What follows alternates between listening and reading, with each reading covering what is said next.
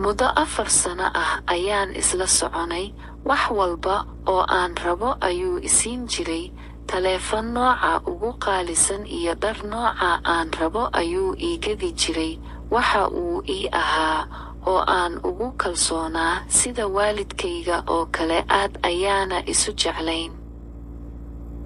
4 sano kadib waalidkay ayaa igu daray wiil ay ila jeclaadeen, ka hor inta aysan igu darin wiilkii xiriirku naga dhexeeyay ayaan u tagay oo la wadaagay wixii soo kordhay. Aad ayuu u naxay, waxa uuna igu yidhi, $7,000 bannaanka ii soo dhig, taas oo ah qarashkii aan kugu bixiyay intii aan wada soconay. Aad ayaan ula yaabay, waa garan waayay in ay xaasidnimo ka tahay in kale.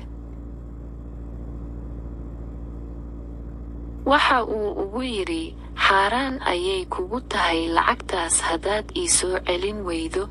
Waxaan rabaa in aan Sheikh Umal oo aan aad ugu kalsoonahay iyo bulshada Soomaaliyeedba weydiiyo lacagta iyo dharka uu ii iibiyey xaaraan miyay igu tahay mise iguma aha. Sidaas waxaa tiri gabadha sawirka ka muuqata.